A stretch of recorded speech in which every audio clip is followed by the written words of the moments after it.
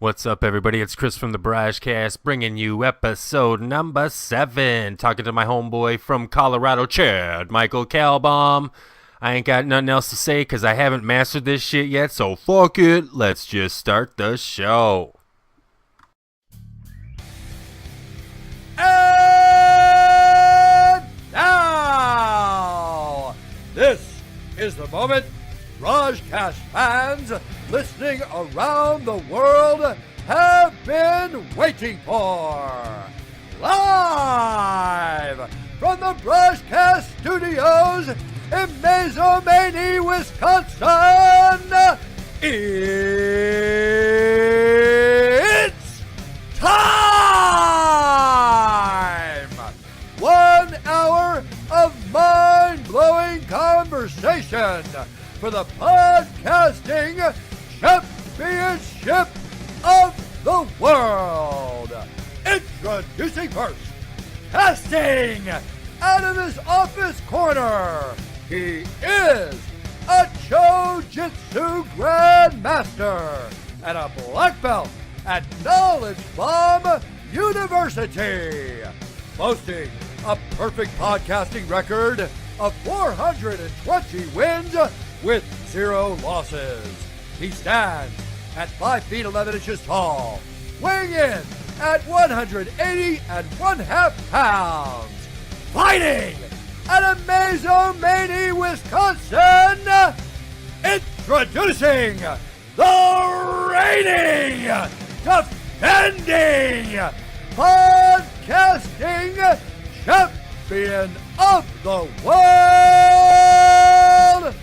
the BrahjCast's very own Christopher Michael Carowitz.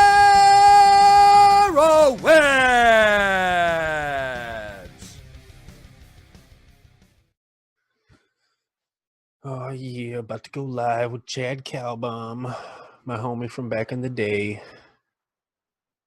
Met Chad fucking goddamn, I don't even know. Motherfucking 6 years ago? What is this year? Nope, longer than that. Shit. I must know Chad for like 8 years. I don't even know. He probably don't even know either. But yeah, Chad was the man. Always cool as fuck. Always legit. Always had a great opinion on shit. Always liked talking to him. Then he fucking moved out to Colorado, so he's got the fucking firsthand insight on what the fuck's going on out there. Hey, yo. Hey, yo, there he is. What's up, my man? Hey, how's it going, brother? Excellent. Where are you at right now? What's that? Where are you at right now? I'm just downstairs in my house. Nice. That's out in Yeah. Rado? You got it, man, out here in Aurora. Aurora, Colorado? That's correct. Calling in from Aurora, Colorado. How far away from like Denver, or I guess that's the main city in fucking Colorado, correct? Yeah. Denver is just a hop, skip, and a jump away. Couldn't give you exact mileage, but that's where I work. I work downtown Denver. My commute's usually 20 to 30 minutes every day. Oh, But I'm not in bad. Denver within like 5 minutes, probably. Not bad. Could you bike there? Oh, yeah, absolutely. I used to all the time, actually. Once we moved about 10, 15 minutes further away, but it ended up making the bike trip about an hour. Oof. I'll bike down to the light rail, which is only about 10 minutes away, and then I'll just ride the light rail down sometimes. And, yeah, that's nice because, get rid of the pains of traffic. You're not getting so pissed at everybody. Yeah, I remember you used to post a lot of photos with that bike. Wasn't it like a Green Bay Packer colored bike? Yeah, green body, gold rims, That thing was leather. badass. Yeah, leather Brooks saddle on it that's brown, so it's one of my babies. It's still here. I just don't ride it nearly as much as I used to. Nice. Is that your only bike?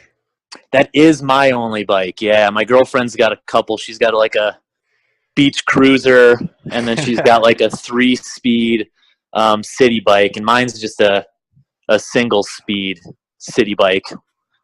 I install garage doors commercially and fucking residentially, and sometimes I go to some crazy rich houses and this one guy's garage was straight filled with bikes, like up in the rafters and shit, Right. like professional, like obviously you could tell he knew what the fuck he was doing, because obviously there was also a bunch of pictures all over the walls of himself in like gear and in like magazines and shit like that. So when he came out to talk to me and shit, like later on in the day, I was like, so you fucking ride bikes, you know? You know, fucking duh. Yeah. Just to break the ice and shit. And he's like, yeah. And he was like, boom, totally wanted to talk about it. And I was interested in some shit. So, because I was dabbling and thinking about getting a bike. But, you know, for me, it's like fucking $600 for like a Yeah, bike. how to not go broke while Right. wanting to get a bike that's Right. not from Walmart. Right, exactly. That is well said, because that's exactly where I was when I was talking to this guy, and I kind of let him know that that's where I was, and so he was kind of showing me some of these bikes and shit. And when we got to this certain group, he's like, "Oh man, this, you know, fucking pick this one up." And dude, like, you know, one finger just Oh, yeah. this whole fucking bike up. I've never experienced that before. Light And I as was a like, feather. right? And I was like, wow, how much is this? You know, and he's like, it's a little bit more expensive. And I was like, oh, what, like $1,200? He's like, I wish. Yeah. I'm talking like $5,000, $6,000, $7,000 for some of these bikes, dude. I was like, holy Yeah, man, it's shit. insane. I've seen a lot of them. I mean, there's a lot of bike riders out here. We have a nice trail system out here in the Denver area.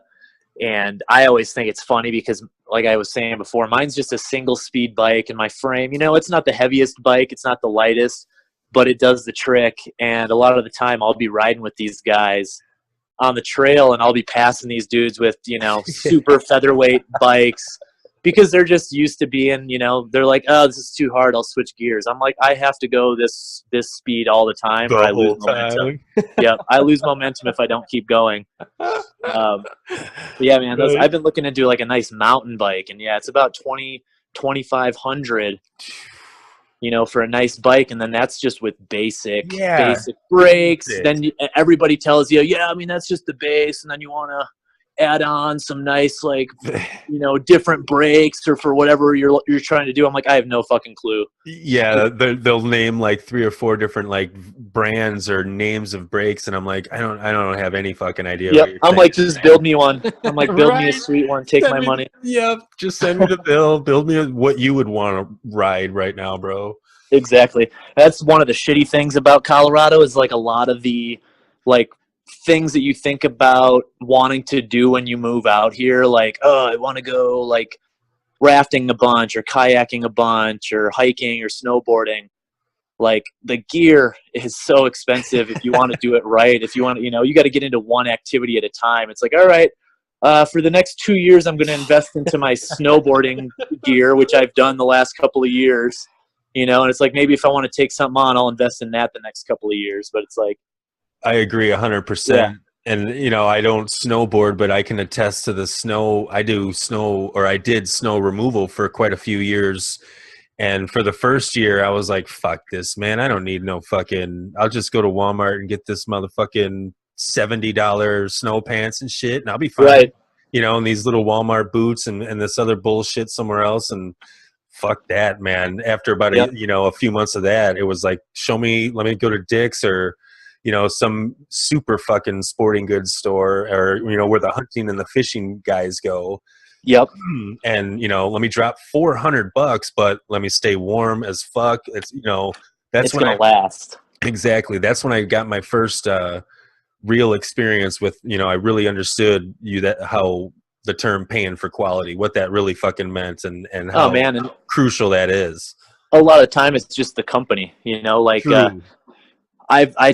same way with me, you know, I'm always going like, oh, I'll just get the North Face, or I'll get the Columbia jacket instead of going full throttle for like a Patagonia jacket or something like that, which, you know, North Face and Columbia are still expensive, but if you're like snowboarding or doing like that, you're looking for something that's going to be warm and last for a long time. And it took me a long time to finally pull the trigger on like a Patagonia jacket. The first time I had an issue with it, I took it in. After having it for 4 years, they just gave me a brand new jacket of that Jeez. year's model. And they're like, yeah, man, hope you enjoy it. So like, I'm yeah. fucking sold. You sold me. Like, you Fuck got a yeah. lifetime. I paid $200 for the jacket, and it was like on clearance. I didn't even buy it from Patagonia. I bought it from like REI. And I Right. went to the Patagonia store, and they're like, yeah, bro, we got you. Like, yeah, you fucking sold me for life. I need new pants this year. I'm getting fucking Patagonia pants. Absolutely. It's going to be $400, Right. but my ass is going to be dry and warm. And, if I have a problem, I'll fucking take it back in and they'll be like, yeah, man, no problem. Right. Yeah, man, no problem. Here you go. Take these. Right. They're happy. They're just happy to give shit to you. They're like, yeah, man, that's not even a problem for us. What kind of snowboarding season do you have out there? Oh, it actually just started already. So I remember you posted some pictures of snow already somewhere. I think it was you that posted here. that. Yeah, here in Denver, right from my house, we got a little bit of snow already, and it melted. That's classic Denver. Like, you'll get snow, it'll melt even all winter long.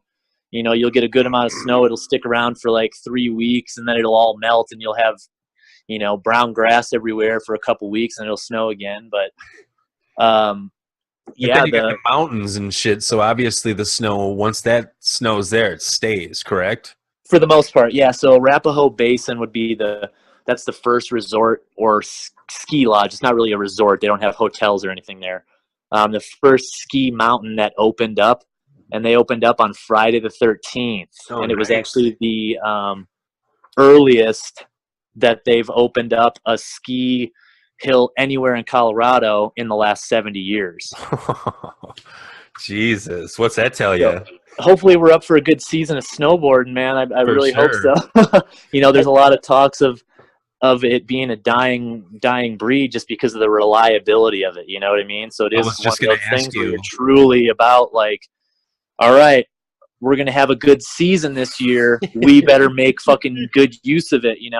Me and my girl have passes up there that allow us to go as much as we want. So like 2 years ago, I probably went close to 30 times. Nice. Last year, we probably only went like 6 or 7. And part of it was because the early season and late season snow just wasn't that great. And when you live out here, you can be a little picky. You can just be like, nah, I don't want to go ride with all these tourists, bro. Like, let's just take it easy, So, but yeah, I mean, I think my girlfriend's going up there tomorrow to do some snowboarding for the first time. We got our passes all settled up last week, and we got our boards waxed up and everything, and we'll be up there a bunch this year, hopefully. Fuck yeah. Did you snowboard here in Wisconsin before you left, or is that something you just started out there? I started it up here. I did snowboard a little bit when I was younger, but I never did it as an adult or young adult in Wisconsin. I did it when I was like really young, like 9, 10, 11, 12.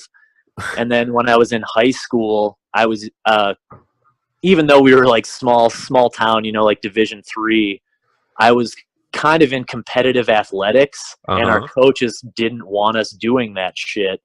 They didn't make us like sign a waiver, but I was kind of accident prone as a young kid, and I would do stupid shit like skateboarding down hills that are not legal to fucking even ride a bike down, shit like that. And I had broken my arm and got concussion, so I kind of took it easy on snowboarding. And then I got out here, and I just kind of felt like I needed to do it.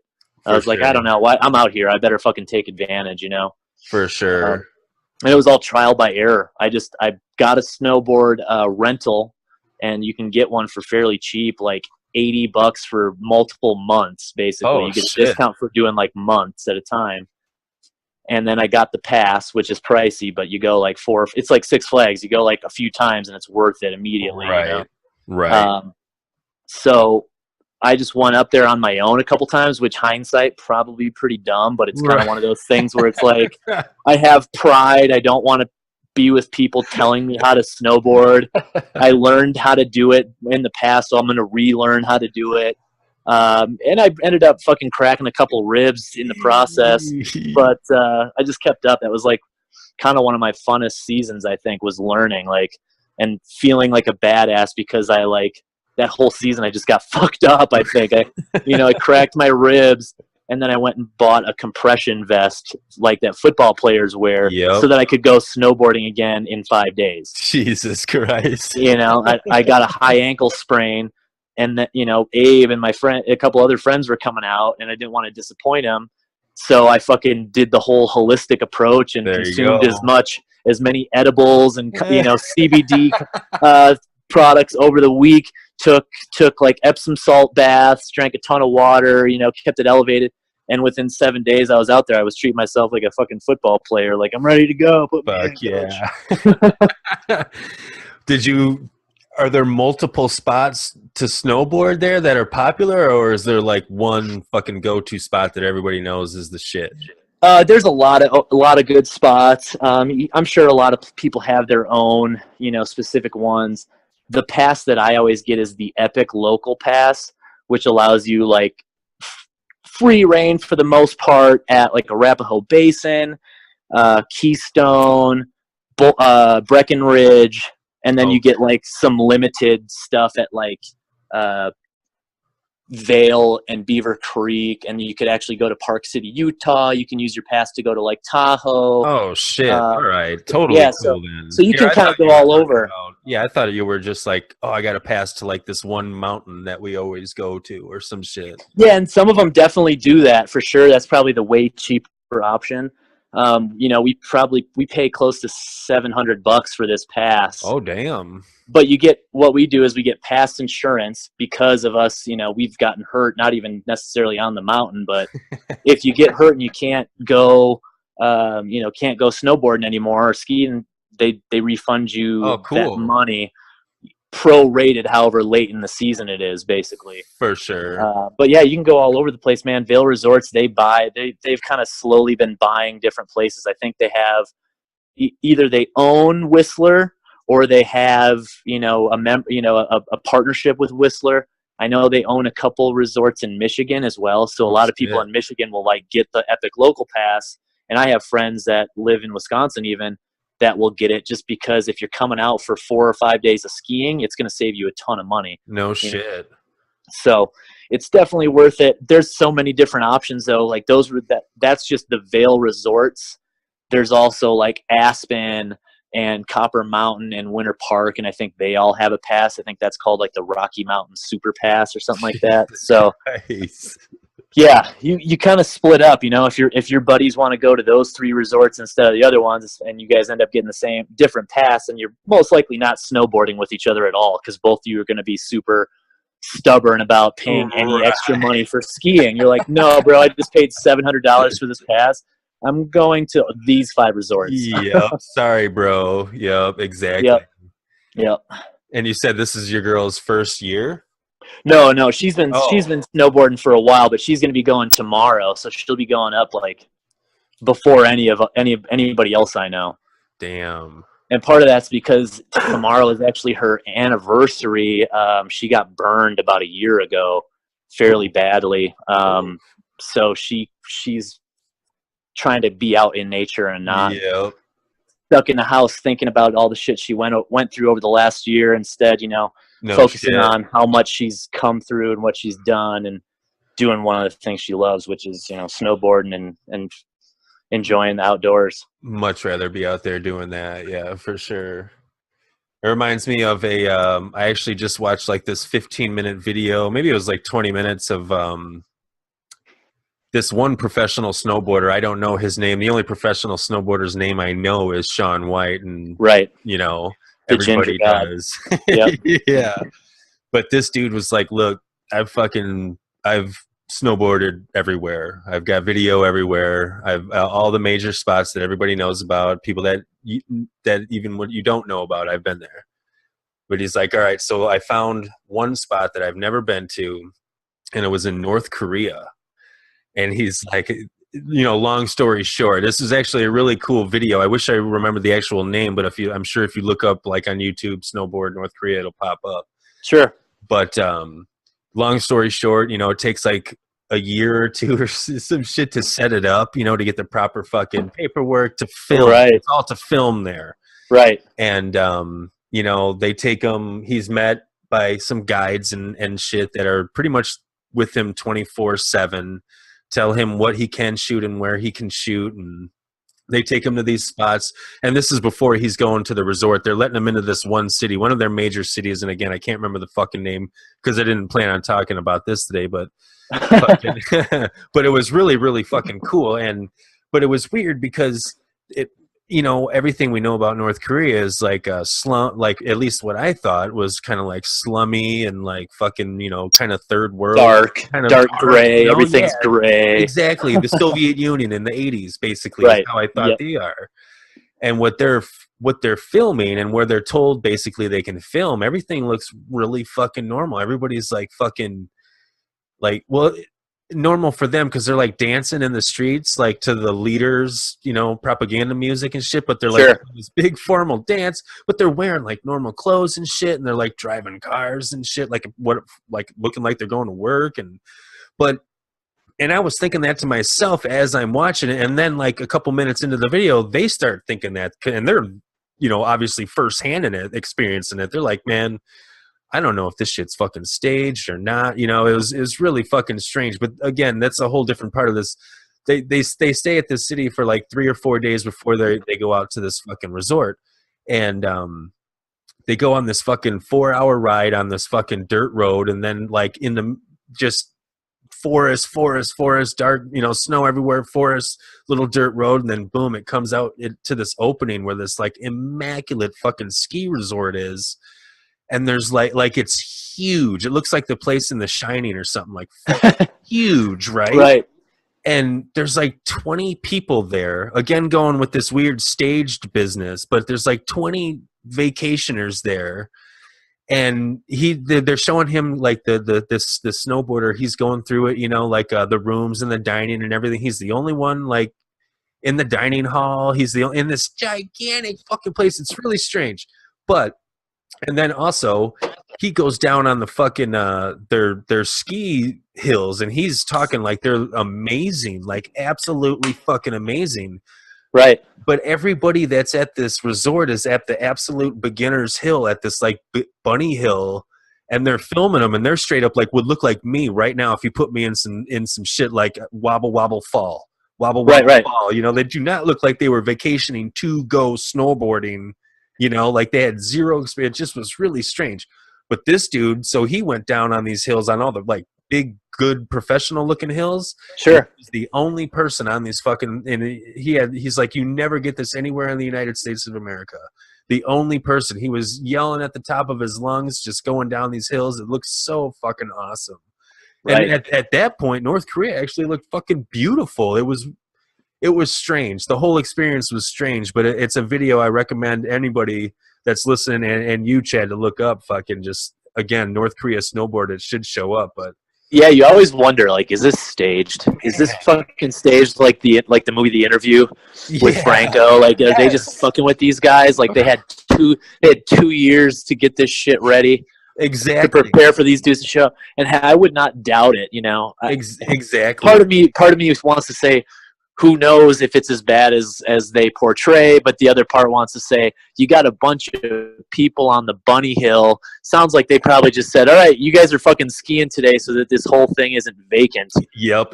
Exactly. Because these dudes are coming to ski no matter what. And we want to show them that we got the best shit. Exactly. You know? That place, probably Kim Jong-un probably just maybe visits there every, you know, it's just for him probably. Right.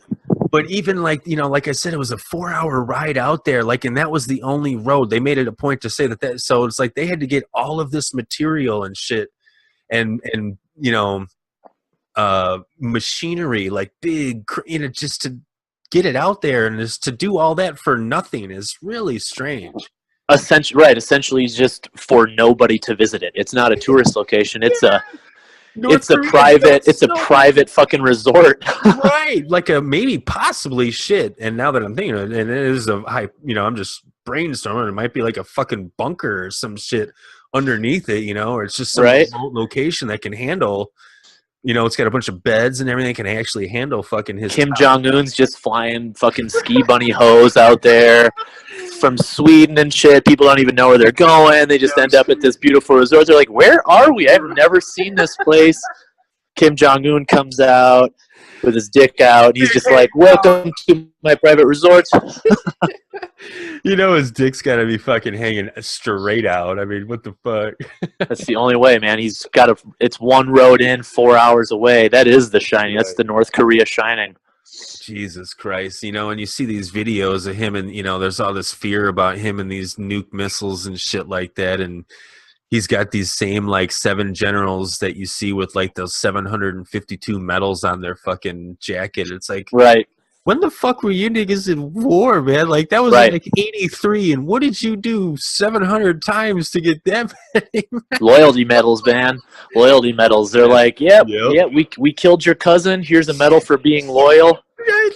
Sorry for killing your wife. Here's a fucking another loyalty medal. She was trouble, man. Yeah, I got this one for looking the other way. Exactly. They're all looking the other way medals.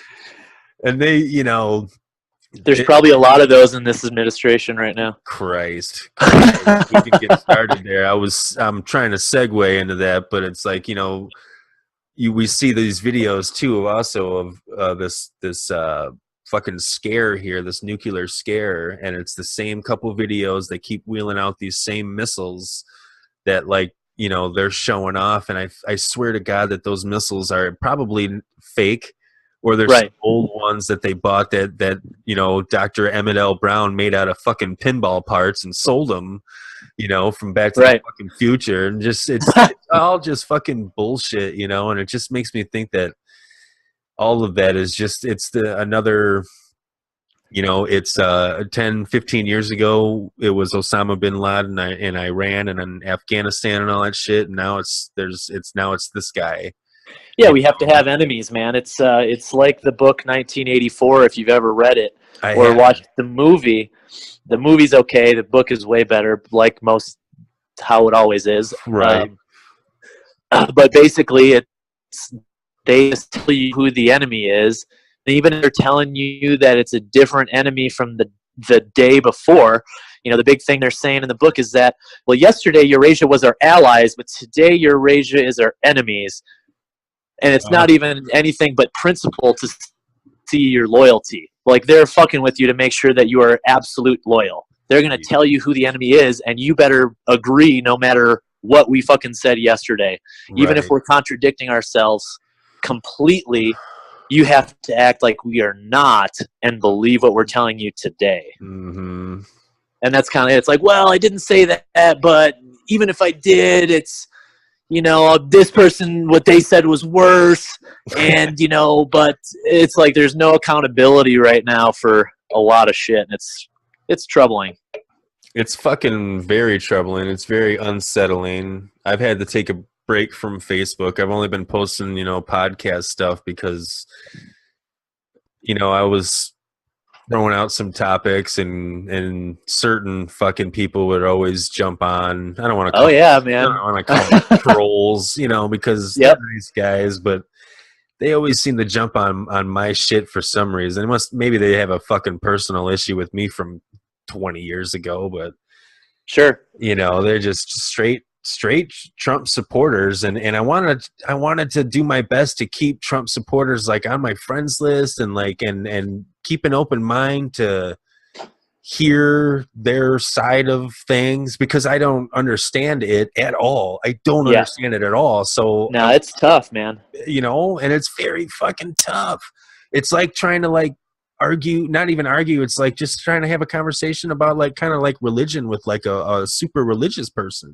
They're just not having it. They're not even like willing to hear a possibility. It's strange, and it's like you said, it's fucking tough.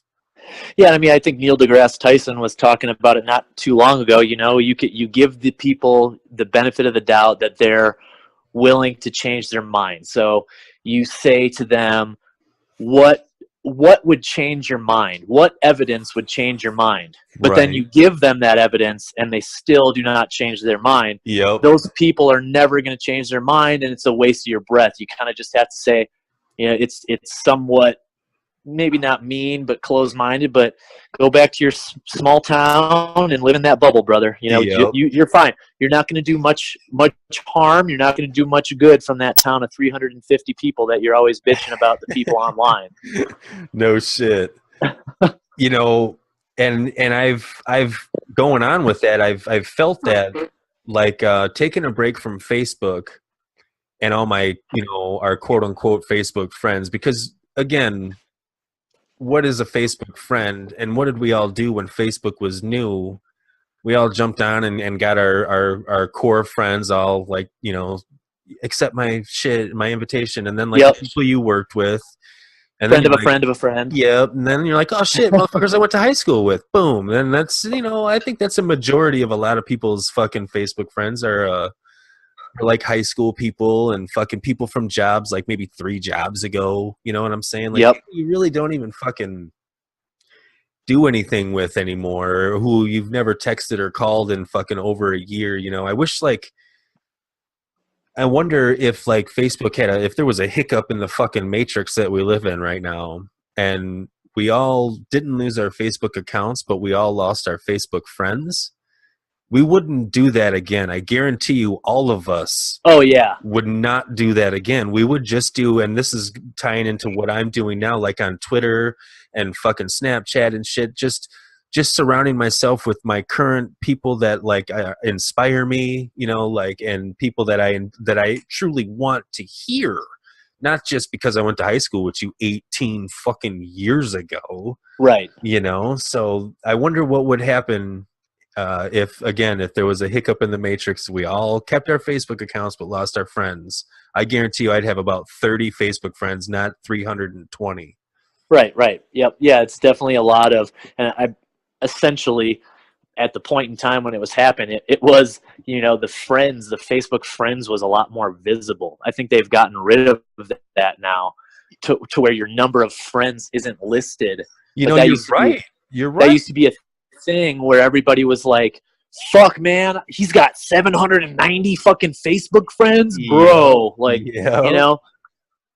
It's still, I know it's still on like Instagram and stuff. You can definitely still followers and following and all that. Same with Twitter, followers and following. But like on Facebook, I think they got rid of the people you are friends with, or at least it's not right up front. If you go digging, you can find it, I'm sure. For sure. Yeah. I think you're right. It was definitely like a Facebook rush to the most friends. I think there's a Black Mirror episode about it. Yeah. With you watch Black Mirror? I haven't seen it. I've seen a couple of episodes. I watched all of them. I enjoy the first one. Yeah, dude, they're really, really fucking cool. Are you talking about the chick that likes everything? Well, I saw the preview for that one. Where it was like the Facebook friends, or like number of likes you have. Essentially, your popularity follows you around over your head. Yes, that's the one I saw. Yeah. Even when you're like applying for like a house, the chick's applying for a house and they're like, Yeah, you don't have enough friends. You're only a 4.2. You only get 4 stars out of 5 on like your coffee pictures or your funny quips that you post, and it's really fucking interesting when the whole episode plays out. They're only, a half hour or an hour long. So when it's done, you sit there and think about it, and they do a real good job. The Black Mirror is a fucking great show. Yeah, I enjoyed it. I know my girlfriend and I watched one episode. She wasn't a fan. It probably wasn't the best one to start her off with. Was it the first one? The pig fucking episode, yeah. Dude, yep. Yeah, my wife watched the first one, and she's like, you know what, hon? We'll just start on the second one. And she's like, you're going to like this show, but we'll start on the second one. You don't need to see the first one. Yeah, man, the first one was brutal, man, and I kind of made her watch it while I was kind of absently in the room and out of the room. I was like doing work and like I was like, yo, yeah, babe, watch this episode. And then she's like, why are you making me watch this? I'm like, oh fuck, like, yeah, that's a brutal episode. But even the one, I think I've watched 3 episodes now. Yeah, I've watched that one. I watched the one where they all live inside of basically like touch screen fucking bedrooms. Oh yeah, we're with the black dude, the black babes. Yeah, yes. And they're on the bikes and shit, dude. That one's cool as fuck too, man. Yeah, very cool. And then the third one I watched, I believe, was where everybody has like the DVR implants in their eyeballs. And you can erase people or block people, and they go static. No, you. Oh, that's a one. You can rewind. Like if you just saw something, it's all from your point of view, but you can rewind your thoughts. You can like rewind, and you can like put it up on the TV. They have this like wand in their hand. He's like, watch this shit that happened to me earlier. Okay, the guy gets fired, or he thinks he's getting fired, so he's like going over. I think that's the opening scene. Is he's like in the room with these people. at his job, and after he leaves, he's like going over the scenario over and over again, trying to figure out, did I just get fucking fired? I'm pretty sure I just got fired. But that one gets dark too, because it all gets down to like infidelity and kind of like, do you really wish you knew these secrets? Like, okay. Mm-hmm. That they play on that in more future episodes, because I think on Netflix they have like 2 or 3 seasons. Man, they're like 4 or 5 episodes long, and that iDVR thing is like a thing in another couple episodes as well. Nice. Yeah, it's pretty fucking sweet, man. It's crazy. They have a real cool take on heaven. They have a real cool take on a fucking amusement park. Man, that one was really cool. You know, I don't want to spoil it or anything, but man, it was so fucking cool. But it actually inspired us to look up Twilight Zone and start some of those to see what the fuck they were thinking about in their mind as far as outside the box goes. This is from the fucking late 50s and early 60s, dude. Still black and white. Yep. And that was pretty cool. You know, you have to be in the right mindset to watch it, because it's very old school and the effects are, but you know, the thing about the Twilight Zone isn't really the effects. It's actually like, you know, the hidden messages and the weird fucking shit. So we went through maybe 2 seasons or so, and then got caught up on another show or something else. So yeah, I've heard it's, you know, it's a lot of the sci-fi stuff, older back in the day stuff, they're still talking about the same issues, and that's kind of the crazy shit, is that we're still talking about these same fucking problems 60 years later or whatever, you know, 50 years later. A good example is like, man, a lot of Kurt Vonnegut books. If you've ever read one, if you haven't, you should do it. Please do it. I love him as an author. I have a half sleeve tattoo based on his work. Just because I think, one, he's funny, like he's sarcastic. He can kind of deliver the message you need to hear with a bit of sarcasm and satire in there. But yeah, the messages he has, they still ring so true. That's why I think I like it so much, because you can I'll listen to audiobooks just because it's faster for me to soak up everything I want to and continue to multitask and do other things. For sure. But you hear the messages, you know, that he's trying to make, and it's like, wow, those are as true then as they ever were today, you know. How old is he? Like, is he passed away? Well, he's dead now. Yeah. He's passed away not too long ago. But like one of his major works is Slaughterhouse-Five. And he's mostly sci-fi, science fiction, but everything is based on some truths. So the man served in World War II and was a World War II captive. World War II captive of the Nazis, and I can't think offhand of what city it was in, but Dresden, the city of Dresden. So the city of Dresden was bombed, firebombed essentially, and the whole place was destroyed except for any people that were being held captive, because they were essentially held captive in a bunker. Right. And it was something that, you know, nobody had warning of, and he writes about that and then just gives it a little bit of a twist where he can like time travel essentially without any machine. It's not even that he's doing it, he just hiccups kind of all over time. Not like into different parts of somebody else's life, but different times of his life. So he's seen himself die, he knows how he dies, you know, he's seen all these things, and he travels all over, and he uses all these different bits and pieces of what he's gone through in his life and everything like that, and, you know, kind of draws the conclusion of, you know, essentially it could be worse. That's kind of always how it goes. For sure. You know, it could be. He makes light of such large things, and that's what I love. Like, one of the biggest things he'll do is for example, in one of his books, he'll explain to you like you've never heard about it, like you're an alien listening to this recording. He'll be like, this man, John F. Kennedy, was killed by this man on this date for this reason. and then he just ends it with, and so it goes. Just so nonchalantly, like, you know, that shit happens. And he'll go on and be like, Martin Luther King Jr. was also assassinated on this day by this man for no apparent reason other than this. And so it goes. Just, hey, our world's fucked up. Bad shit's gonna happen Exactly. to good people, you know. How many books has he written? Oh man, I couldn't even tell you. Oh, He's got a ton of books and like novellas. He's got this one back in the day in like the 70s, 60s or 70s. He wrote like a little thing called Welcome to the Monkey House for Playboy. And then later on, he ended up putting all of these little short stories that he had put in Playboy and all these other places, small, you know, pieces of work into one big collection where you could read them all in one. Cool. And when you do that, you can tell kind of just like how Stephen King does. You know, he's got small novellas, or he has favorite stories that he ends up making large pieces out of. You know, he does the same thing where this short story that he really liked writing ends up turning that into a book, you know, 10 years after the fact. Did you get a chance to see the new version of It? I have not yet, no. Did you see the TV one, you know, 15, 20 years ago?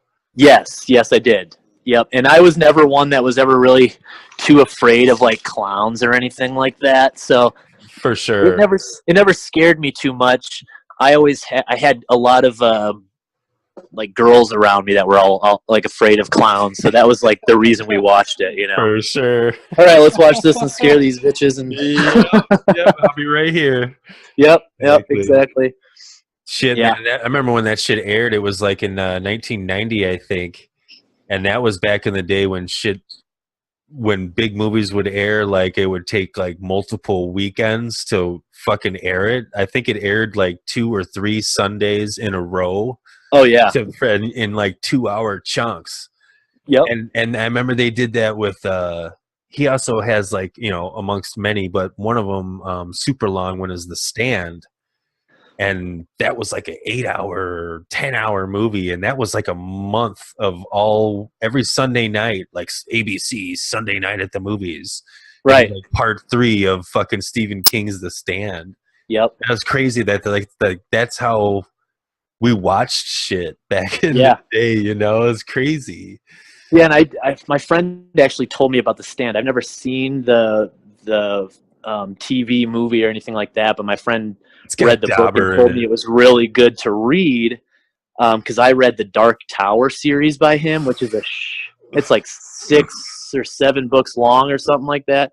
Stupid long, but you know, I told you, like, I do audio books, so it doesn't take me nearly as long. I can do a bunch of shit while I'm listening. For sure. And they just made that into a movie with Idris Elba and Matthew McConaughey. That was out not too long ago. I was pretty disappointed, but I don't know what. I guess I shouldn't have been expecting much. To me, they kind of just put it all in one movie, and that thing needs to be broken out into like 3 if you're going to do it right, because there's so much to it that if you're not doing it right, you're like, what? This is kind of fucking weird. Like, why the fuck is this kid? Why the fuck is this house trying to take this kid's pants off? This is fucking weird. Yeah, it got like a 0.5 stars and shit. I was like, oh man, rough. Highly disappointed in it. Yeah, that's too much of a story to throw into an hour and a half. I mean, yeah, it's so long, dude, and like each book is totally fucking different. They're so different. There's so much. Like, one of them, they're in New York City. Another one, they're on like a beach for the whole fucking movie. Oh, no shit. Oh yeah, like. I've only read the beginning one where there was like a desert and he was walking from the Man in Black and shit like that. Like that's basically what I know of the Dark Tower. Yeah, so he like finds, I forget how it goes because it's been a while since I read the first one, but he finds this boy as he's traveling through the desert, Jake, who's just hanging out in this fucking abandoned gas station. And that's the crazy thing, is that like it's not our world, but there's a ton of relics and shit from our world. So it's like parallel universes. It's like a lot of parallel universes. That kind of. You know, but not quite. You know, it's essentially the tower is in the center, and all of these worlds are connected in a small way, and there's like doorways to and from each world that only certain people have access to. The thing is nobody fucking knows that. Interesting. Like they all kind of slowly discover that shit and then start being like, Roland's like, okay, here's the fucking door. I'm going to go through. And all of a sudden he's like in somebody else's body. Yeah. Like a junkie, some junkie's fucking body who in the audiobook sounds just like Bill Burr. I'm just like, is this fucking Bill Burr? This is great if this is Bill Burr. Right. But yeah, if you try putting that shit into a movie, like, yeah, that's not going to make sense. I mean, I barely made sense just trying to explain that to you. Right. You know? Well, it's funny because I kind of get it because in the books I'm writing, my main character has a fucking ring that she can basically rip a hole in reality right in front of you and Sure. Go into this other area where only a certain race plus herself and her dad know how to travel in, but then you can basically it's like fast traveling in a video game. It's like bloop bloop, just open up another door and then boom, you're in this other fucking world. So that's crazy. Like, I was kind of understanding exactly what you were saying, but it makes me wonder that I wrote that and had no idea, that was a thing in like a very popular Stephen King movie. Yeah, I mean, it's I kind of flack for it. I feel like in the future someone would be like, "Oh, well, you just kind of ripped that off." I'd be like, "Well, I didn't even fucking know about that." Well, here it's on the record right here. You didn't know about it, man. I just told you about it. Right there it is. So it's like, no, I mean, it's not that black and white either. It's super weird. Like, okay, cool. Yeah, like mine's very black and white. he hops through a door at one point and he's in somebody else's body, but then way later in the book, they're all able to like hop through this thing and just be themselves. And I'm just like, I don't know about that, guys. Yeah. Like, it's all like sorcery and shit. And suppose if you get through the whole thing, it's kind of like this, oh, you got to be fucking kidding me. Like, oh no, really? It's a, it's a, not like the ending of setup. Lost. It's a game. That's kind of how that's the best way I can say without spoiling it, is that it's kind of like the Truman Show, essentially, where, he's part of this thing that he thinks is this big ordeal, but essentially he's just the pawn in somebody's game. Oh man. And isn't there a movie called The Game with like Michael Douglas or something that's really fucking oh, I'm sure. Man, and dude, if you had seen it, you'd probably. And it's the same kind of thing. Like, he's just the pawn of a. Yeah, he's like gonna die or kill himself at the end, and then at the end, it's like boom, he's just like, it's all a game, and it's like, oh my god, like they really had you the whole fucking time as a viewer, which is so rare these days. Right? It's so fucking cool because you've seen the twists already. You've been like, we're going to see like you just said, we're going to see a classic Lost moment. Yeah, exactly. Right. We've got shit to compare it to now. What kind of TV shows you watching? Anything? What are we watching? We just started watching The Gifted. That looks cool. Okay. That looks kind of like Heroes-ish to me. Yeah, it's definitely, it's on Fox, so I'm used to Game of Thrones. I'm just like, all right, but I really liked Legion, which was on FX. I was trying to I haven't really watched much of it, but that was kind of more in that realm. If Fox is going to do a mutant show, I think I'd rather watch it on FX than Fox, because at least they'll put some shit in there that an adult is going to laugh at, Yes, they can go a step further than Fox can, that's for sure. And in The Gifted, it's like the main dude is fucking Bill from True Blood. So I'm just like, I can't fucking see him as anything but this fucking creepy-ass vampire with a southern accent. A really bad one. That always sucks. Yeah, you can't. Classic character in there, yeah. Like, what the Yeah. Dude, you've been in this show for 7 years, and now you're the main character in this show? I can't think of what else we're fucking watching, though. Do you watch any Netflix shows? Yeah, we've gone through a bunch. We did like Stranger Things. Yeah, that's coming out. We just redid it because part 2's coming out on Friday, man. It is. Yeah, I know. We're pumped for that one. We're actually going to be we're actually going to go out for Halloween this year because, like I was saying, she was burned last year pretty badly. And, she hasn't been able to go for Halloween for at least the last 2 years because the year before that, she fucked her ankle up. So we're going to go out and have some adult fun. There you go. We're going as Logan and X-23. Sick, dude. That's awesome. Yeah, so I've got 23. Oh man, if I could be, my girl would kill me. I went as Becky 2 years ago. I dressed up as a basic white girl, and I had Nice. leggings and everything, but I still had my huge beard. And yeah, Sid just kind of thinks, she's like, I don't know about that. I think you enjoy dressing You up too liked it much. too much, right? Yeah, so she's like, no. Anytime I bring up something like, hey, let's do this and this, but I'll be the girl and you be the guy, that's funny, right? And she's like, I don't think so, dude. No. Yeah, so I'm going to be Logan since I've got a beard and he has a beard, and that, it's hard finding a costume when you want to keep your beard. Yeah, And, absolutely. So I'm like, all right, bearded costume ideas. Yeah. And I didn't even find a good one. We were just cruising through like, hey, what should we watch? And then I saw the front of Logan. I'm like, fuck, Logan's got a beard. Let's do this. Done. So yeah. Your hair isn't very long, so you can't puff out the fucking...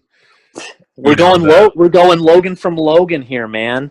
That's right. Yeah, he has short hair. Yep, he's got short hair. He's got the beard. Are you doing wife beater or what? I'm doing wife beater with the gray shirt, because basically, like, my favorite part is like at the end, towards the end, when like he just rips some motherfuckers apart. Out, yeah. But they're like both standing in the woods together, like side by side. Yes. That's when I was like, oh, let's be Logan and X-23. Because I have a boner right now. I'm like, this is awesome. Yeah. So we got everything.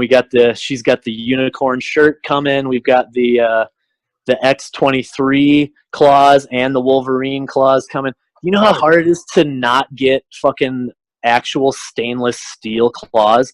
Like every Wolverine claw on Amazon is legit and is like you can kill people with this. Be careful. Yeah. And I'm just like, whoa. I'm trying to get drunk.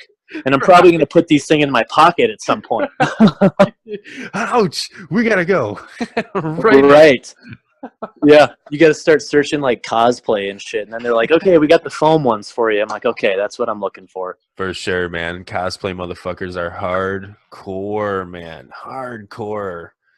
Look at any of those Comic-Con videos or any of the pictures, when a Comic-Con comes into Madison, they always have like the top 20 outfits, and all that shit, I would say 90% of it has to be fucking 100% custom made, because nobody's making a life-size Gears of War fucking, locust fucking costume that is that real. Oh yeah, man. They're carving it out from like, they have, you basically can buy like costume foam. That's what they end up buying. It's crazy. I went to the Denver Comic-Con a few years ago, and it was awesome. I checked it out.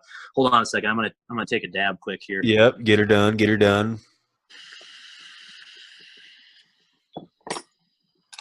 I just watched a fucking video just the other day of some dude doing some fucking dab of like some 94% THC, and good God, did it look fucking amazing.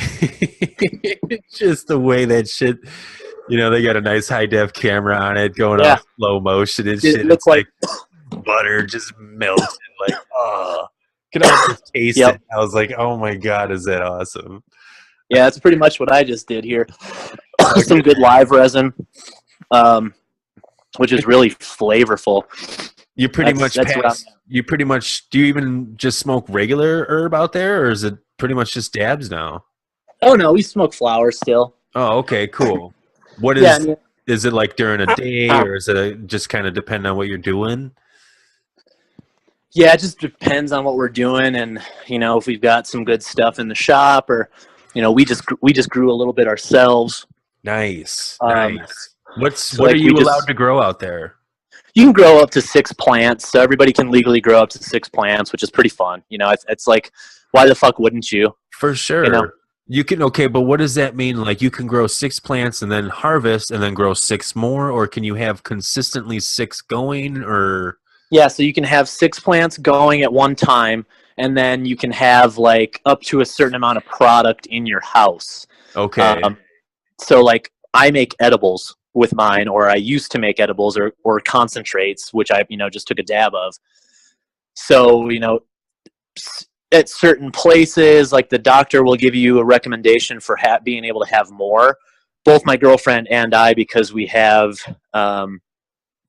that's kind of where we end up. We like eating edibles or smoking concentrates more.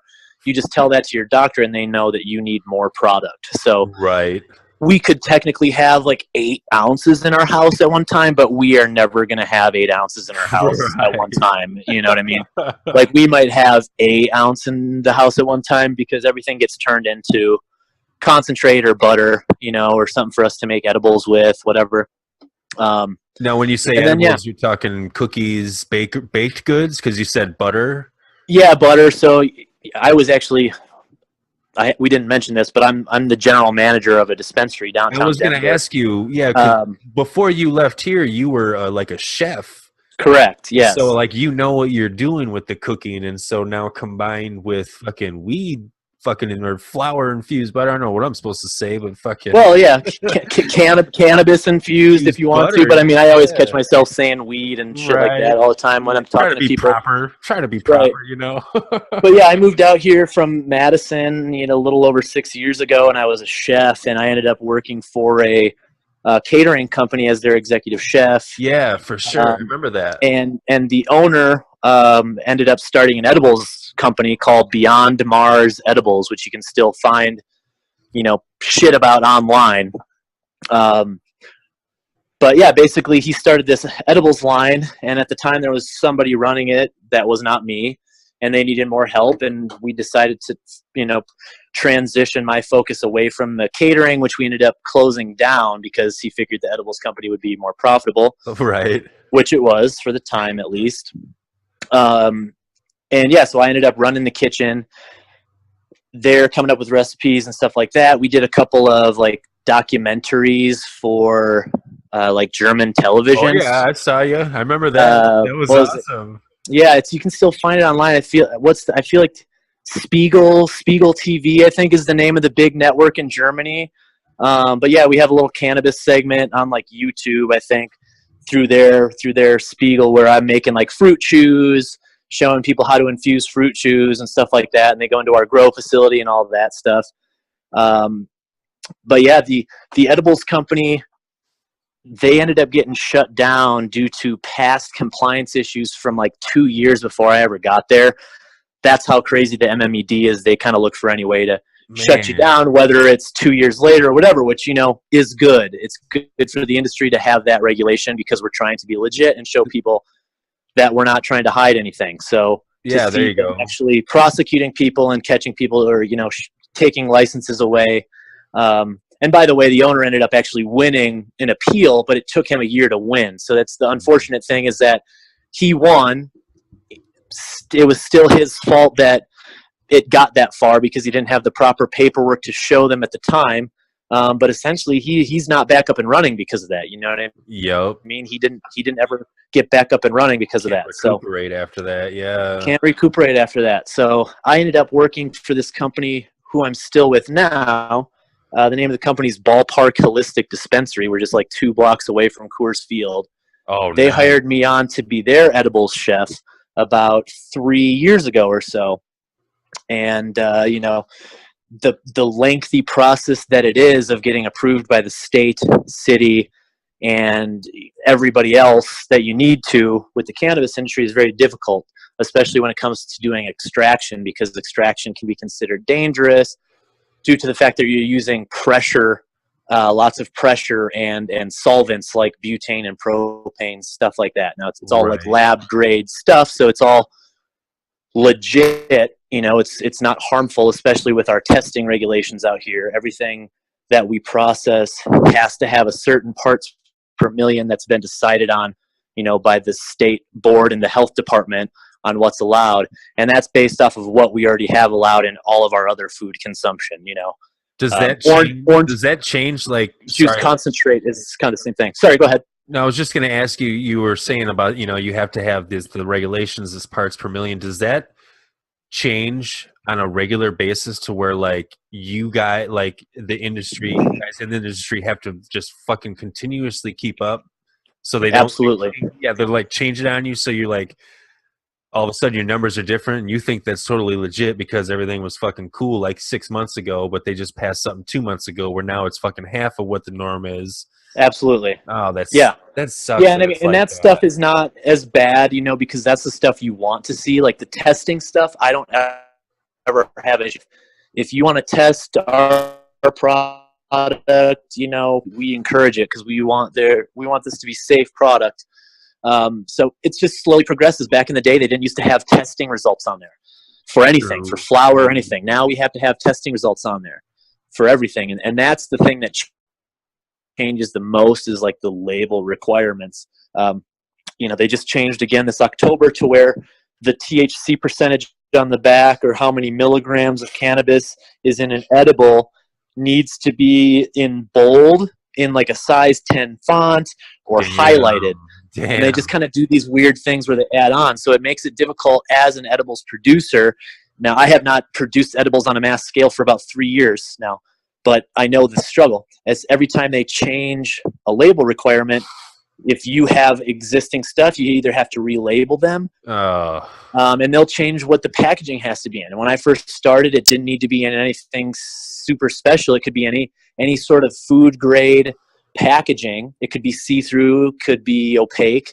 Then they made the law that it had to be opaque, and it had to have all this extra labeling on it. So it just keeps you from building up having par levels and being able to keep an inventory stock in the back. Yeah, you know? no doubt. So if I wanted to make a bunch of fruit chews, I'm going to second guess making too many because in the next month, I might have to change something about all of these. And that's just going to be so much more labor. And, you know, number one thing in assembly or labor in any way is try to touch the product the least amount of times as possible. Jeez, so yes. Why does it change like that? Who, like, is that? It's all legislation, you know. It's legislation?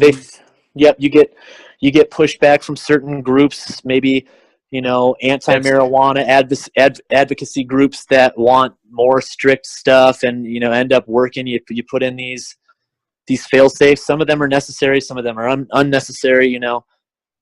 Well, you know, it's like Colorado seems to be, as someone who doesn't live there, it's like. It just seems like you guys, like, I just hear all these amazing numbers now since it's been years of data is in with these amazing numbers of money that the industry produces and tax money for the state itself. Yeah. That I can't understand why the fuck there would be people even pissed off. Like, I mean, I feel like your guys' roads are probably in great shape, you know, like you guys. Well, you know, there's definitely, I mean, there's building in this city like I've never seen it, you know, and I've lived out here for about 6 years. It's continuously building and building and building. So what's the major, what would be the major argument in like what I think that Colorado is like the most weed friendly, marijuana friendly fucking state. What's the most biggest? I would probably say California still. There you go. Yeah, because I mean, hey, we have a lot of, first thing, Colorado has the fucking mountain range in it. So just like per capita, we don't even have as many people as Wisconsin, I don't believe. I may be wrong. I know the last time I looked, I don't think we were that close. But you've got a huge mountain range that runs through a big portion of the state where only sporadically people live, you know. And we have tons of wildlife in Wisconsin, you know, where people aren't living and stuff. But I think there's a lot more rural towns that aren't just a small mountain town of 300. You know, I grew up in a rural town of 1,500, and there was about 4 of them surrounding me that had as many, if not more. Same thing with me. Yep. So I think that's the difference. Is California has a lot more people, and I think the whole million. Exactly, and it's the world's 4th largest economy. It's huge. Yeah, nothing against California. I don't ever really want to live there. No. Believe me, in the industry that I'm in, I could probably be better off if I decided to go take a position in California with my experience. But I'm just like, nah. Yeah, I like Colorado. I would love to move back home if Wisconsin ever gets with it. California is just not necessarily for me. I don't know why. I couldn't tell you why for any reason. You know, it seems too much concrete, not enough green. You know, there's plenty of green, money and herb, but not enough fucking nature. You know, fucking A, man. Fucking fires. So horrible. Well, and Colorado's pretty bad for that too. We have a lot of wildfires here, and oh no shit. You know, it's a high desert for sure. You know, we got to keep it green. It's not going to stay green on its own. So unfortunately, Colorado, I would say, is not as that's why I love Wisconsin. It's naturally got that moisture. It's naturally green. I remember when I first came out here to visit, it was not very green, man. They were in a drought. Brown. It was brown, yeah. And I mean, it happens. They go through droughts here. There's definitely like water restrictions. Even in the summer, the heat of summer, you're supposed to be, and this is kind of everywhere, you're supposed to. Right. But, you do only watering your plants outdoors early morning or late night. But I mean, you've done landscaping, I believe, in the past, right? And that's probably how most people do it for sprinkler systems anyway, because you're wasting too much fucking water. Correct. Yeah, and you don't want the sunlight on there; it'll just burn through. It burns water. It up, right? So, water restrictions aside, if you're not a fucking idiot, you should be doing that anyway. But right. But you can't just have your shit on all day just because you're rich. Correct. Yeah, because you got money. If you're running water at your house, you'll see your bill go up in the summer if you're like doing crazy shit with it. Jesus but yeah, man, I mean, I fucking love Colorado. The people out here, Denver is pretty comparable, I'd say, to Madison, but just bigger. Like, what's the population of Denver? Like, I couldn't even tell you. I don't think off the top of my head. Yeah, I couldn't even tell you Madison. I think Madison's like 250,000, maybe. I think it's 500,000. I thought it was 500,000. I know Milwaukee's 500,000. Maybe I'm wrong then. But still, it's between 250,000 and 500,000. That's a lot of fucking people, man. That's not even a lot of people in comparison. No. But I mean, Madison's got room. Madison's got a lot of room to grow too, and it is a very progressive area, and because of that, it kind of keeps the growth in check. Yes. I don't really associate myself with either party, but I know that they both like to kind of stifle fucking things getting done. Yes. I feel like Madison has those laws in place, though, such as you can't have a structure in the downtown area that's so many feet taller than the Capitol building or within a certain amount of area. Denver, they have that block where you can see it, but if they restricted downtown Denver to not being able to have like skyscrapers, they have a World Trade Center here. They're building another big skyscraper right now that's supposed to be the tallest in Denver. It's not anywhere close to the Capitol, but Madison, I feel like, puts those things in place to kind of restrict that growth. And maybe even Wisconsin as a whole, because we were supposed to have there were talks of this super high speed rail. Maybe like 10 years, maybe less than 10 years ago, but it was going to like go from like Milwaukee to Madison in a couple, matter of fucking 10 minutes or some 20 minutes. I think it was like 30, 40 minutes, but either way, you're not. The big thing for me on that was like my dad and I had a big disagreement on this.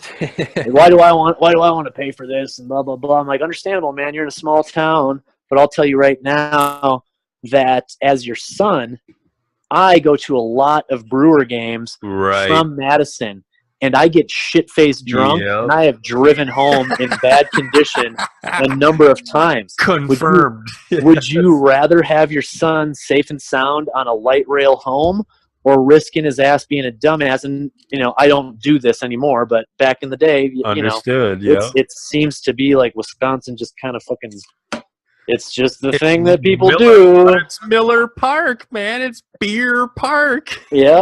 So, you get wasted and you got to get home somehow. So, but that high-speed rail got squashed for some reason. So that's They didn't want to take money from the feds. It was all the Obama pushback during the Tea Party. The Tea Party dudes. That was the whole influx of the Tea Party. Scott Walker was elected, and he turned down the money from the feds because he didn't want it. He didn't want the Fed money. He said the only way we'll accept this is if we can put it towards rebuilding roads and not a rail system because we don't think we'll use it. Oh man! And they said the Fed said no, that's not what it's for. It's for putting in new infrastructure. Light rail and stuff like that. Existing, yeah. Yep. And I'll tell you one thing, when I moved out here, they were doing that same work out here, and I got a fucking nice-ass light rail to ride to and from work. Now, we do pay some taxes, the RTD tax, but it's nothing crazy. Right. Take advantage of that public transit when you can, because man, they make it pretty easy. Man, I can take my bike on there. You know, it's $5 round trip downtown and back, and just the lack of stress of having to be in a car. You know, you're not putting wear and tear on your car and stop and go traffic in the city. You know, try to save my car for the stop and go traffic up into the mountains. Right. Right. You know, But we'll fucking put the squash on that here, but we'll greenlight the fuck out of some shit from some Foxconn bullshit. Crazy subsidies. Taiwan, 300 million, you know, $3 billion. I don't even know. Like greenlit, like no problem. Fast track, fucking. Yeah, man. Let's start making LCD screens. Like what the fuck is that? Let's give them money to build a plant that will be probably empty by the end of their contract. As soon as their contract is done. And we're changing our EPA laws. We're tweaking our environmental protection agent laws. So because they're such a, I don't want to say because they're such a toxic, but because they're more toxic than normal. Because I assume the making and creating of LCD screens is not a very clean industry. Right. I can't imagine. No, you're using bullshit. Yeah. Greenlight the fuck out of that, but not anything we really need. And like you said, we're, you know, like our roads are such shit here. Oh, and the Bucks Stadium is also publicly paid. You know that, right? The new Milwaukee Bucks Stadium was taken out of the University of Wisconsin education system, so you could build a NBA stadium. And they Jesus Christ. They say that, well, the salaries, the taxes that the players' salaries will make the difference up. Nope. Do the math, man. We're the Milwaukee Bucks. Yeah, we got a nice young team, but I don't see any of you fools paying these guys Laker money to stick around. No, and so that's what you would need. That's what you would need to be making that money up. Yeah, he's like putting it off of like LeBron money. Right. Steph Curry, like, no, dude, you guys aren't paying. You're not paying the Greek freak that money, and you're not going to. As soon as you fucking get to that point, you're going to be like, have fun in Philadelphia or somewhere, whatever. Yep. Classic fucking CC Sabathia when he came to the Brewers, and we rode the fuck out of that poor dude. Pitched him every other game. Yeah, man. He's still fucking pitching. He was still pitching for the Yankees. They lost, but yeah. We can't hold big talent in this city. You know, only in Green Bay. Only in Green Bay. Only in Green Bay, and that's has a lot to do with. That's a lot more variables. That's Titletown. You know, That's right. It's a history. I was just going over it last night. Yeah, for sure. With my girlfriend, we were going over the expansion teams, and I got back into a little Wikipedia, and it was saying that the original two in the NFL, the only original two from the NFL, aren't even the Green Bay Packers. It's the now Chicago Bears, which were like the Decatur Staleys back in the day. Right. And then the now Arizona Cardinals, which was the Chicago Cardinals, I believe, back in the day. And then the Packers are the longest lasting to have never moved in one continuous city with the same continuous name since 1921. Fuck yeah. We're talking almost 100 years. We're about to hit 100 years, man. I'm like ready to book a hotel room for Green Bay for 4 years in the future. Man. Can you do that? Hey, Travel Zoo. It's probably already booked. Right? Motherfuckers know that shit in Green Bay. They don't fuck around. You got to do 2 nights too. You can't fuck around in Green Bay there. They make you stay. If you're staying in Green Bay, you got to stay Saturday night and Sunday night or they won't give you a room. That's for real. No shit, huh? For real, yeah. Unless you want to go to Appleton. That's only during football season, though. They're not going to do that to you just every time you go to Green Bay. Of course. Speaking of that, with A-Rod and his fucking that horribleness, are you going to be going to a Green Bay game this year? I was talking about it. I wanted to. If I'm back and I have time, I'll probably just go. You know what I mean? I'm probably not gonna like plan it. But I've done it in the past where it's like, well, shit, I'm done seeing family. I've seen all the people I need to. I could probably go to a Packer game on Sunday. What do you do? Just drive up there and buy a fucking ticket? Like, Oh yeah. You can usually buy one on the way up. Even there's a couple of good sites. Flash Seats is a good one for like last minute tickets. So that's usually what I go to for tickets of that day. You can't get shit sooner than that day. No shit. Yep. So if you get on there any other time, they're just going to give you, hey, this is what's available. So it's cool if you're just like, hey, fuck, I wonder if there's any cool events I could go to. You just hop on and see what's available for that day. Right. And just, go rip it up at whatever, a concert or an Avalanche game, which is our hockey game or the hockey team here or whatever. Is hockey pretty huge there then? It's pretty big. I know the Avalanche fans, they're good fans. They're all pretty diehard, I would say. Yeah. What about Rockies fans though? Is that bigger? No, I would actually say the Avalanche fans are a little bit more prominent. They also have won championships. Right. They've won a couple championships like back to back, I think. I guess the Rockies are only from like late 90s. Yeah, late 90s is when the Rockies expanded in. I think it was the Rockies and the Florida Marlins or something were like the two teams that year. Yeah, something like that. I feel like Coors Field, I think I just saw this. Coors Field is actually the oldest, I think, oldest stadium or close to one of the oldest stadiums right now besides like Wrigley and shit like that. The real old ones like Wrigley. It's like up in the top Boston. 5. I know that. No yeah, you got like Wrigley and Fenway that are going to be up there, top 2. Yankee, yeah, but Yankees are gone. Yankees are in a new stadium now. Yeah. Oh, really? I didn't know that. Yeah, they've been in a new stadium for a couple of years now. Oh, or a few okay. years now. They needed to be. That was an old ass fucking stadium. Yeah, They're definitely. Such a high profile team and shit like that, and they have all those fans and shit. I mean, year after year, those things get fucking. If you're not in a dome, it's getting rained on and snowed on. I mean, they're in fucking New York. I mean, the maintenance on those things have to be fucking just atrocious. Oh yeah, an outdoor stadium where you're ocean air. I'm sure it's not easy to keep that shit. So, man. But yeah, I think Coors Field. I think you're right. I think it was like '93 or something like that it was built.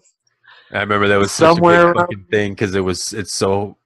What is it, higher than sea level? So the ball like supposedly travels farther or something like that. Yeah, there's this thing that the ESPN did back years ago. I remember getting super heated about it because the Rockies beat the Brewers when the Brewers were good, and as we were talking about the CC Sabathia run, and when we still had Prince Fielder and all that. I was out here for a good chunk of that stuff, and they played the Rockies. And this talk of this humidor, where the Rockies will keep their balls in this humidor that keeps the balls that they use, it has like more of a pop on them when they fucking hit. So whenever they're getting pitched, those are the balls they're getting pitched. And apparently this is a legit thing that is legal to do, but it's super fucking shady. And the Rockies, yeah, it is. I swear ESPN did a thing about it. You can look up like ESPN Colorado Rockies humidor, something. I swear to God they did something on it. But yeah, dude, if you ever go to a fucking Rockies game, they hit homers like crazy. Like I've been to so many games where it's like 11-7. Yeah, no shit. Where like you said, the thin air, but it's like, man, they're throwing those fucking balls that have been sitting in this humidor. Must be, yeah. I'm imagining it just keeps the humidity in there, so it doesn't dry the core out as fast because it's dry here, man. Right. So it probably just doesn't dry the core out of the ball, and that's what keeps the pop on it, Just pops right off that bat. Poof. Yep, man. Exactly. Yeah, I remember Dante Bichette. He was a Rocky, and Larry Walker. Those motherfuckers were cranking 50 home runs a year. And then they've had their like hometown hero here, Todd Helton. That fucker. I think he was from Colorado. Like played for the Rockies. When Peyton Manning moved out here, Peyton Manning moved in with fucking Todd Helton. He was like, "Yeah, I'm just a good old boy, man. Come on in." But that dude is loved here. Like, that is a Rockies hero for sure. I forgot about him. Yeah, he was he smashed the fuck out of balls too. He did. Yep. The Rockies have had some good home run hitters, but they always end up getting them like after the fact. Like I think they had Giambi. I think they had Jason Giambi on their team like after the fact, Right. Yeah, they only had Bichette and Walker because of the expansion draft where every team was forced to give up some people to this draft, so a teams could be competitive right away. They, you could franchise a couple people that were off limits, but there were people on your team that they could just take right off of your fucking roster. Exactly. It's pretty interesting how that works out. I don't know, since the Rockies and the Marlins, if there's necessarily been another expansion draft. I know maybe some teams have maybe switched names or cities, but I don't know if the league has expanded. Yeah, that's a good question. I'm not sure about that either. I know teams have switched divisions, Right. Like the Houston Astros used to be in the NL Central, now they're in the fucking AL and on their way to the World Series. No shit. That shit always pisses me off every time you see some fucking move like that, like when the Kansas City Royals won and they won it with fucking Ned Yost and all these prospects that the Brewers gave away, fucking LC's, Escobar, and all these guys. I'm just like, are you fucking kidding me? Right, we just Ned Yost. Ned Yost is winning the World fucking Series. Right. Like, we just can't pay people money or something? Like, man, that's it. They're trying to play Moneyball. They're all, like, trying to fucking play Moneyball and shit. They pay, like, one or two dudes. They pay Ryan Braun. They pay him for a number of years. There's a window. And they've gotten better over the years, when what's his name? I can't remember the owner, Atanasio or something like that. When he moved in, he definitely made some moves. Like, they made the move for CC, so it's not like they haven't done anything. Right. But they make some moves where they're head scratchers. You're just like, oh, really, dude? It's like just decades of rebuilding, and then like a couple years. Yeah, we start a couple of years, give all your prospects away. All right, we're rebuilding, guys. This was supposed to be rebuilding year, though, and it was a pretty exciting year of baseball. So yeah, definitely. If you get more rebuilding years like this, rebuild more, man. Right. And it's the same thing with the Bucks too, man. Just fucking let's get Glenn Robinson and Ray Allen and someone else and have this great trio, and let's just, for no reason, all of a sudden I like turn on SportsCenter and there's Ray Allen's face and he's getting traded. I was like, what? Why? They don't stay long. Milwaukee's not a desired destination. Unfortunately, when the LeBron James shit really brought light to all that stuff, I think, of like where superstars want to go. Right. They're like, okay, well, I want to go somewhere. Either I want to go somewhere that's fly as shit, or I want to go somewhere where I don't have any income tax, you know? Yeah, dude, and that's a big fucking deal too, man. They don't want to fucking they don't want to play out in California, I think, because they have the highest income tax or something like that. That's a big factor. So you're trading. So you go to play in LA or New York, you're trading the high income tax for those states in for a high profile. You're now a high profile athlete, and you're assumed that you're gonna kind of cash in on that shit and get like sponsorships and all that kind of stuff. Your local sponsorships are probably worth more even. You always see how many Green Bay Packers dudes doing like car dealership commercials and shit like that. Yep. Now you do a New York City car commercial. Yeah, you're probably making a little bit extra. Yeah. But fucking, I think Florida is income tax free, if I'm not mistaken. And I think that is why one of the reasons LeBron ended up going there, or that's why people were talking about it. I know for a fact Texas is definitely, they have no income tax, but usually they make that up with like sales taxes higher, right? Which I'm kind of all for. You want to save your money, right? That you make, feel free. But if you're trying to buy a bunch of shit, you're going to pay for it. Right? I kind of like that. It almost kind of takes down the consumerism a little bit, makes you second guess it.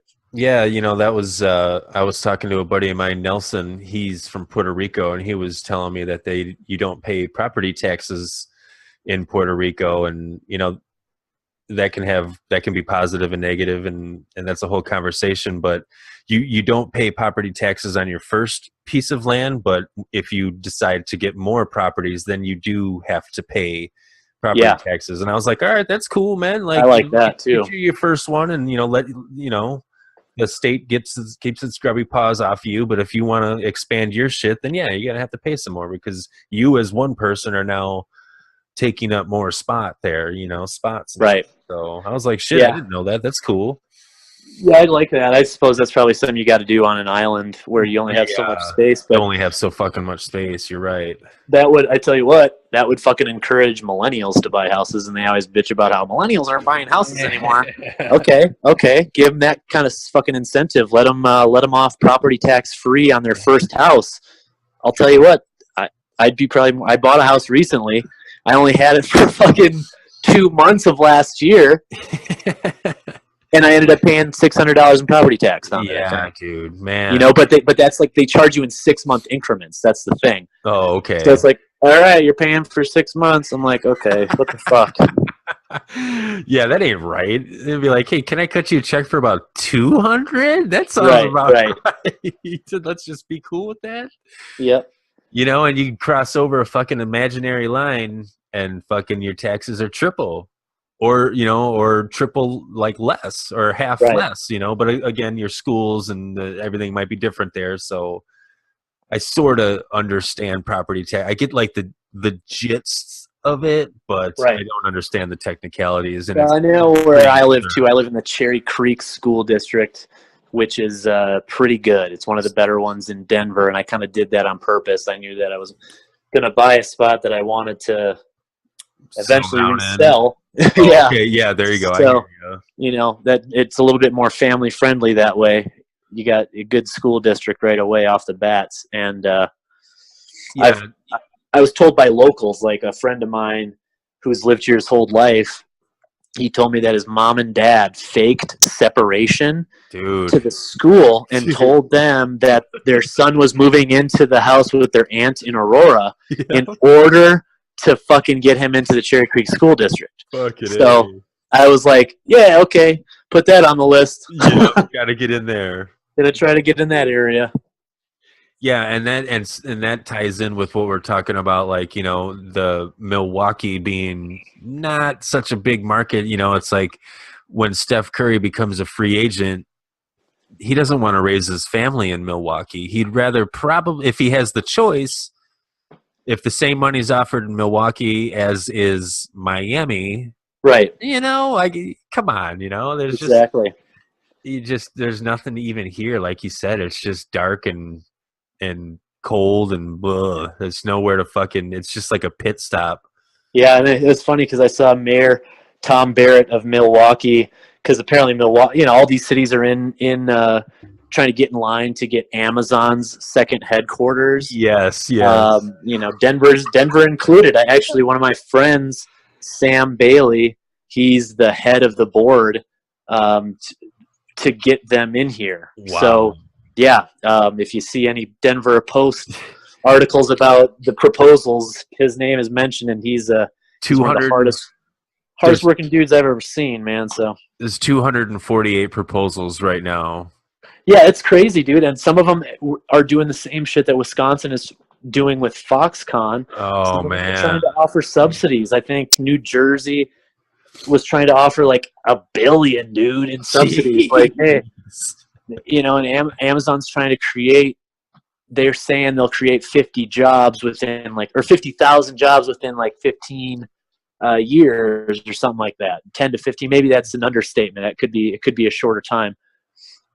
But I saw what Colorado was proposing. You know, they have a budget on what they're going to do for subsidies because they have always had a budget set, and they're not offering as much in subsidies. They're trying to offer the talent because Colorado already has a large market for tech companies. Oh, nice. We have Boeing in Colorado. We have Lockheed Martin.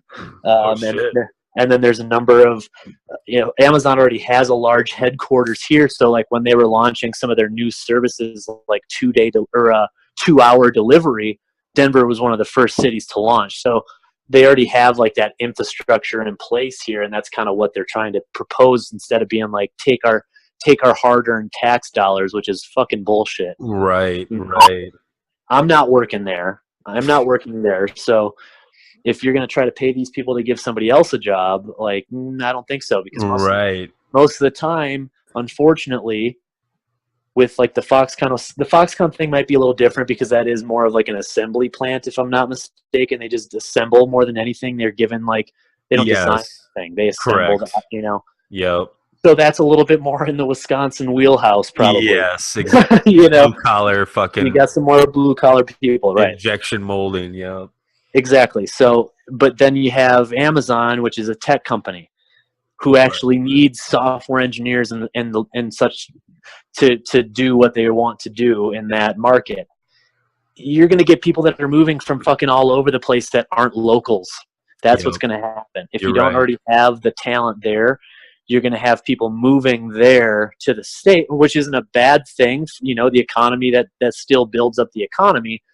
But when don't fucking sell it to the citizens that you're taking taxpayer money to bring in somebody to get jobs for them when nobody's fucking getting hired from that. Not necessarily, you know what I mean? Nobody, but when not as big of a portion as you would like are actually going to be locals that are looking for jobs, you know? Yes.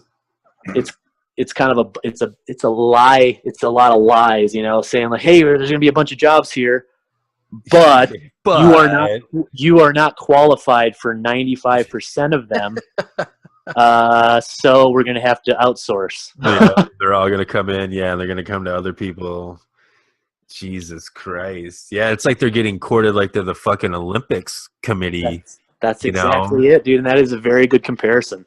Because and the Olympics, you know, they always say it like it's not worth the small economy boost that it is, you know. Oh, man. When they were proposing it to Chicago and Milwaukee was going to be a part of it, I know there was a lot of happy people just because they knew there was going to be a bunch of temporary shit that gets abandoned and just ends up being more eyesores that the taxpayers have to worry about. Man, just saw pictures of the big old place in what was it in China that they did.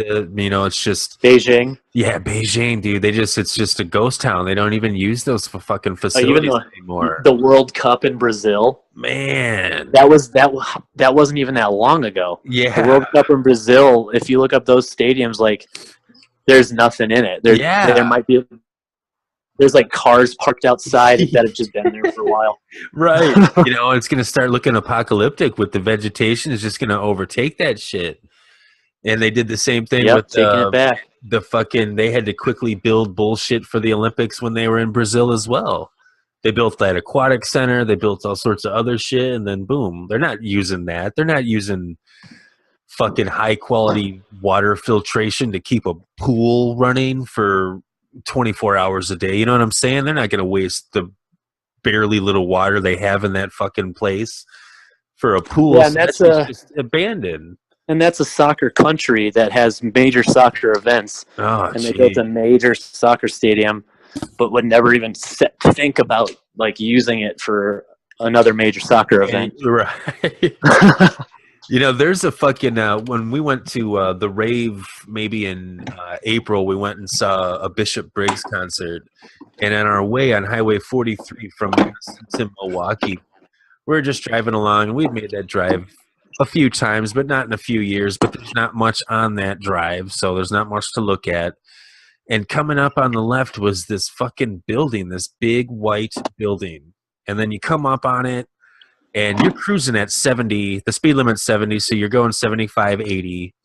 And it takes you like a minute to go, like, to start from one end of the building to the other. You know, it's a huge fucking building. And I'm like, what the fuck is that? Right. There's no identifying mark anywhere except right in the middle of it was like one sign, and it wasn't huge at all. It was just barely big enough to read, and we probably wouldn't even have known it, but it was the Amazon logo. We could like recognize the lettering and shit.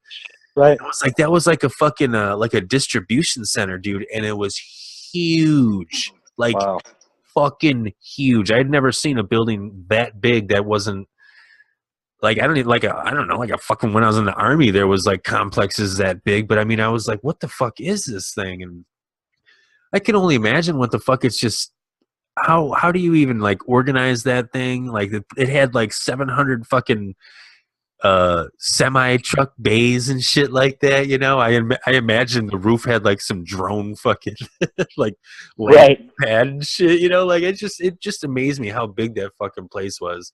And that's just like one in Milwaukee. And I'm sure they're all over the fucking nation because that's how you get shit in 2 fucking days. It's got to be somewhere. That's right. It's got to be dude, and they've got like They've got fucking little robots rolling around grabbing shit. Jesus Christ, man. It's pretty cool. Yeah, It's so nuts. And then they offer the 50,000 jobs, and then it's like, and then you said they're going to be some high paying tech jobs, and then there won't even be any like jobs for like dudes like the average Joe that is the blue collar guy who's going to run a forklift and a pallet. Yeah, the forklifts are fucking autonomous, man. They've got autonomous forklifts, and there's like a guy. You've probably got like a third of the manpower to do what they normally do in just like a normal distribution center. Because essentially they're like putting in the code of where the thing is for this thing. Yep. It'll bring it back. They don't have to fucking move around, which I'm sure saves them a ton of fucking money and people breaking their backs and all this shit. They just stand on this padded ass platform and it comes up and they do whatever they got to do and send it along and next. No shit, man. That's so fucking crazy. Hey, baby. Man, I just can't believe that that's where we're fucking at. Fucking Amazon basically is. They used to just be the place where you could get books. Yeah, right. That's all they were books, man. And then now they're fucking the place to get everything. Yeah, they went big. They bought Whole Foods. They're gonna merge there. I don't know. Yeah, we've already seen it happen in here. They're already you're already able to get a lot, not a lot, but much cheaper. Yeah, much cheaper pricing on a lot of different stuff. And I don't know if this is in play yet, but I think a lot of the Whole Foods are going to be acting as like return places for Amazon. So like people like me, I don't want to fucking ship it back, dude. Right. Like, where can I take it? Yep. And that's it. Oh, there's a Whole Foods a mile and a half away. Cool. I'll fucking take it there. That's crazy. Yeah. God, it's that Amazon place sounds like it could be. I've been hearing. I heard the term with the Foxconn place because they said they're going to bring in 3,000 jobs, but again, we don't really know what those are because that plant is technically a plant that can be considered something called a dark plant, I think, because it's so autonomous that you don't even need fucking lights because there's nobody in there. It's all machines machines creating LCD screens. Oh, wow. Yeah. And I was like, well, then what the fuck are the jobs? The jobs are for like the people to set that shit up and then leave, and that's it. Like, I don't know. It's for, with like the iPhones, that shit's put together. But the reason they have to have people do that is because the screws and shit are so small that robots can't do it quite yet, apparently. Oh, no shit. So maybe that could be it. But like, how the fuck, like, really, you're going to pay people that low of a wage compared to like China, or wherever the other plant is? Because that's the whole point is like, yeah, we've got all these people working low wage and man, 3,000 jobs, that ain't shit. Is that really what it is? 3,000 jobs? Yeah, I guarantee you that's what the number was. 3,000 jobs for in the next 10 years. We're giving up $200 million to these people. We're changing our EPA laws. It is completely lopsided. Yeah, that is nothing. That's Coke Bro Central right there. Right, exactly. Coke Bros.